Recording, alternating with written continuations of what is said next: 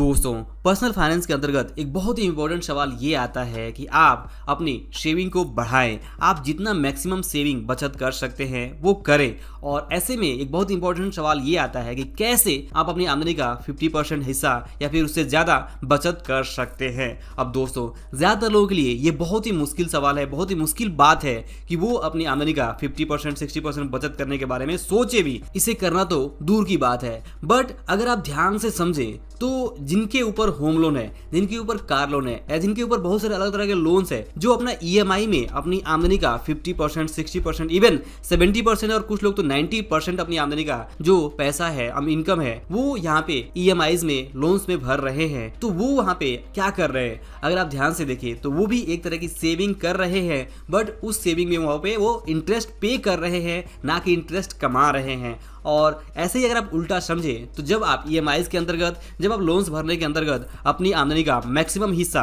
50% 60% even 70% आप use कर सकते हैं ईएमआईज को पे करने के लिए, तो वहीं पे अगर आप डिसिप्लिन को फॉलो करें तो आप यहाँ पे चाहे तो जब आपके ऊपर कोई लोन्स नहीं है तो आप अपनी आमदनी का कम से कम 50% हिस्सा तो बचत कर ही सकते हैं। जब आप 80-90% ईएमआईज में पे करते हैं तो उसकी अपेक्षा 50% अमाउंट अपने खुद के बचत, खुद की सेविंग के लिए अलग जमा रखना यहाँ पे आसान जरूर लगता है। तो आपको इस तरह से समझना होगा कि अगर आपके ऊपर कोई ऐसी फोर्सफुली कंडीशन आ जाए और आपके ऊपर लोन्स बढ़ जाए तो आप यहाँ पे अपनी आमदनी का कम से कम 80-90% हिस्सा तो यहाँ पे लोन्स में ईएमआई से पे करने वाले हैं। तो जब कोई इंसान अपनी आमदनी का 80-90% अमाउंट यहाँ पे ईएमआई में हर महीने भेज सकता है, डाल सकता है, पे कर सकता है, तो वो इंसान अपनी आमदनी का 50% अमाउंट बचत क्यों नहीं कर सकता है? बिल्कुल किया जा सकता है, आसान है। बस आपको अपना माइंडसेट बदलने की जरूरत है और इस तरीके से सोचने की जरूरत है कि जब लोग यहाँ पे ईएमआईज के नाम पे,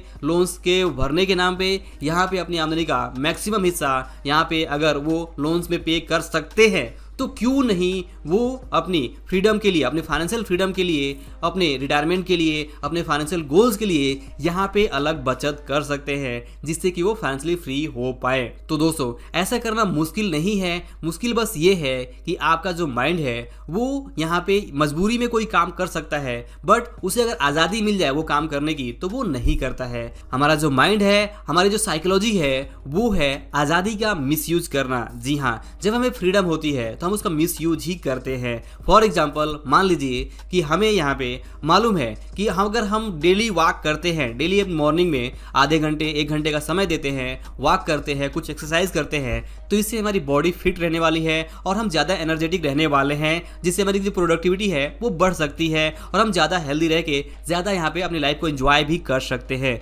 बट वहीं पे अगर हम ऐसा नहीं करते हैं तो इससे हमारा जो लेजीनेस है वो बढ़ेगा, हमारा जो वजन है वो बढ़ेगा, फैट बढ़ेगा और लॉन्ग टर्म में हमें बहुत सारी अलग अलग बीमारियों का सामना करना पड़ सकता है। तो यहाँ पे चॉइस हमारे हाथ में ही है कि हम या तो सुबह वॉकिंग करें, एक्सरसाइज करें, अदरवाइज कुछ भी ना करें। तो ज़्यादातर लोग क्या करते हैं कि नहीं करने वाला जो ऑप्शन है वो चुनते हैं, क्योंकि इससे जो उनकी आज़ादी है वो भंग नहीं होती है। अगर आप सुबह उठते हैं डेली तो इससे आपको लगता है कि आपकी आज़ादी को यहाँ पे दिक्कत हो रही है, आपको अपनी आज़ादी यहाँ पे नहीं मिल पा रही है, आप पूरी तरह से फ्री अपने आप को नहीं समझ पा रहे हैं, क्योंकि सुबह उठने से आपकी नींद खराब हो रही है और इस तरह की बहुत सारी बातें। तो वहीं पे ज़्यादातर लोग ऑप्शन ही चुन लेते हैं कि वो ये चीज़ नहीं करते हैं और बाद में यही लोग जब बीमार पड़ जाते हैं, जब उन्हें शुगर, डायबिटीज, इस तरह की जो प्रॉब्लम्स है वो हो जाती हैं और जब डॉक्टर उन्हें साफ साफ कह देते हैं कि या तो अब आपको एक्सरसाइज करना ही होगा या फिर आप यहाँ पे अपने दिन गिनना शुरू कर दीजिए, तो अब उनके पास कोई ऑप्शन नहीं है और यही लोग अब यहाँ पे सुबह उठते हैं और एक्सरसाइज जाते हैं। अब उनकी मजबूरी बन जाती है,